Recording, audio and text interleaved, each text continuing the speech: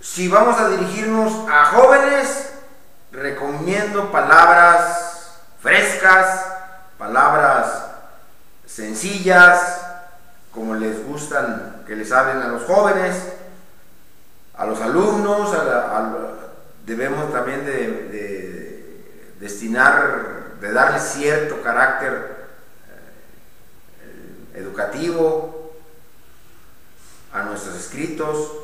Si son compradores, potenciales compradores, ¿cómo se dirigiera usted a ellos para ganarse su aprobación? Si yo quiero que me compren mis insumos una empresa grandísima o una maquiladora y me estoy dirigiendo al gerente de compras, ¿cómo cree que me tengo que dirigir? ¿Cómo lo debo de tratar con las palabras a ese gerente de compras que puede hacer que mi negocio explote en un boom y se convierta en una empresa surtidora de material para los próximos 20 años, para una empresa maquiladora en este caso? Pues ¿cómo lo debo tratar? Como la carta que les acabo de mencionar, con tacto, con terciopelo, para que este hombre, y claro, basado en ideas contundentes, comprobables, que yo estoy diciendo la calidad de mis productos, ¿verdad? Tiene que ir acompañado una cosa de la otra. Pero si tienes un buen producto y no tienes la diplomacia de solicitar las cosas, te van a rechazar. Por eso es que yo me refería a cierta magia, si se vale la palabra, porque es un don el saber pedir las cosas. Y recordemos que como las pedimos, así se entregan. En la manera como pides las cosas, en esa manera se te dan. ¿Cómo nos dirigiríamos a los niños? ¿Por qué es tan exitoso el cuento de Pinocho? Este cuento italiano de muñeco de madera que cobró vida, la marioneta que cobró vida, porque tiene un lenguaje para los niños, un lenguaje para el sector infantil. ¿Cómo le hablaríamos a un hombre que está desilusionado y en la cárcel? Pues con palabras de exhortación, con palabras que hablen de futuro glorioso, de futuro de vencer las adversidades, de forjar el carácter, de tener paciencia, de esperanza, palabras de esperanza, palabras de esperanza. Claro que con eso le vamos a levantar el ánimo a la persona que esté tras las rejas. Esta es precisamente la adecuación a la que yo me refiero, a la que se refiere el autor del texto. A los ignorantes de un tema, caray, ahí sí nos va a costar trabajo. ¿Cómo le haremos llegar el mensaje a quienes ignoran totalmente el tema que estamos tratando?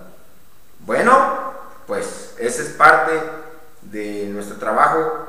Una vez que conozcamos todos los recursos con que cuenta la Escritura para hacer que el mensaje sea claro y nítido, es decir, que se capte, que esa es finalmente nuestro propósito. Bien, cada texto que escribimos es concebido para un momento preciso. Cada texto que escribimos, dije, es concebido para un momento preciso. Hay quienes, su servidor trabajó en el periodismo muchos años y sigue, porque creo que es una profesión que nunca se abandona, nunca se deja de ser uno periodista, aunque quisiera.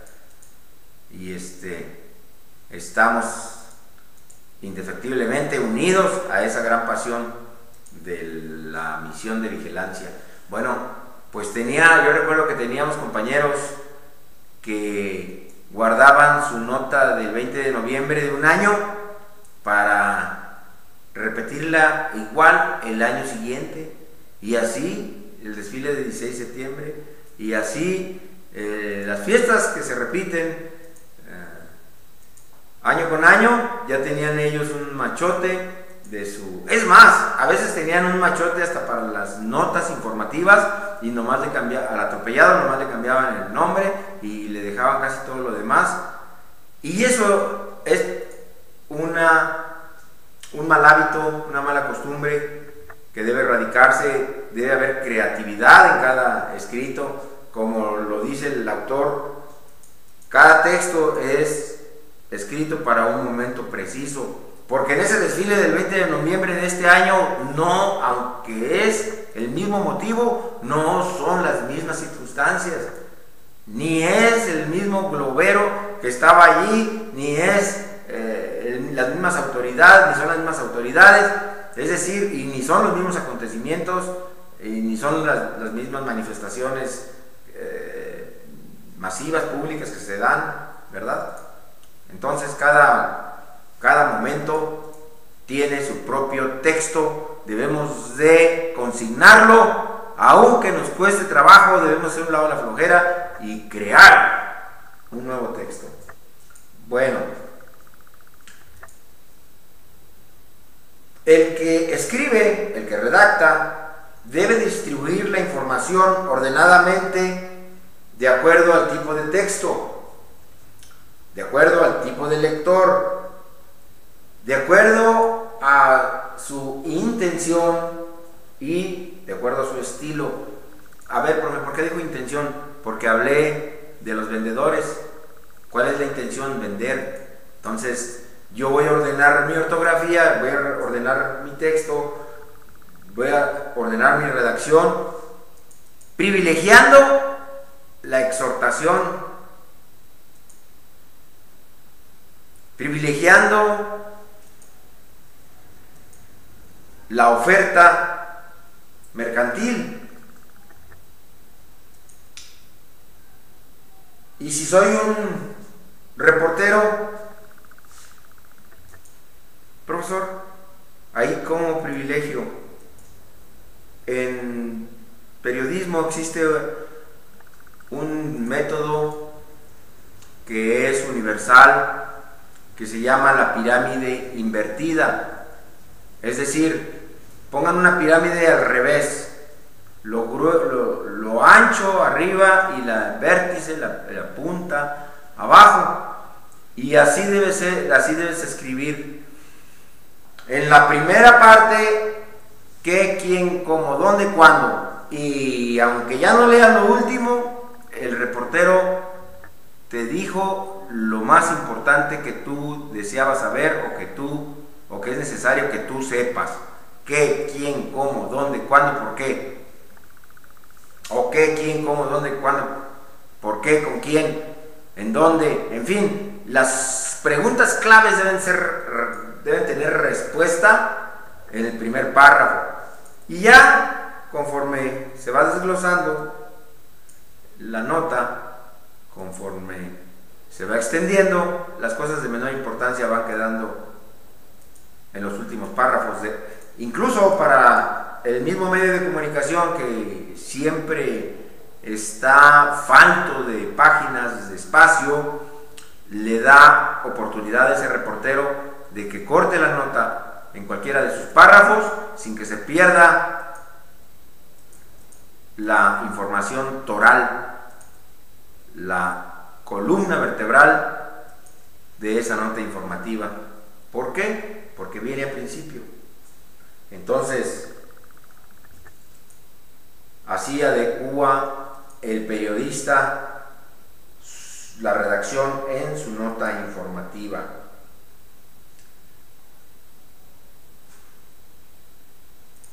Nosotros le llamamos entrada a ese primer párrafo en la nota informativa. Le llamamos entrada, y por venirnos de Estados Unidos, ese método se le llama también lead. Es el lead o la entrada.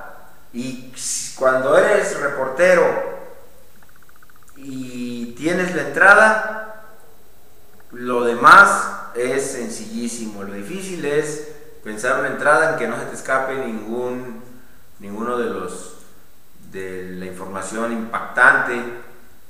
Así que si tienes 3, 4 notas que escribir en un día, haciendo las 3 entradas, el resto de la nota es lo más sencillo. Bien, pero en una carta, ¿en dónde viene lo más importante? ¿En el primer párrafo? No. En una carta, aunque sea muy importante lo que vamos a decir, primero ponemos: querido, por medio de la presente carta te mando un abrazo y espero que estés bien en compañía de tu esposa y de tus hijos, o bien como de tu familia, pues.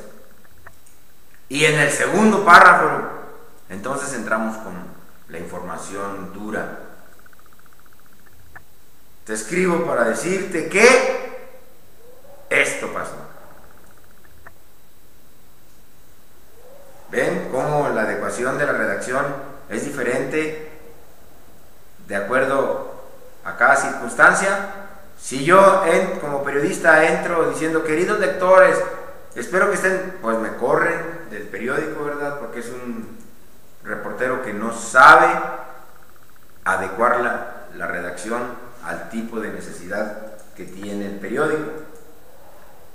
Bien, es necesario, compañeros, que en la redacción empleemos los términos precisos que hacen comprensible el escrito, que empleemos los términos precisos que hacen al escrito comprensible.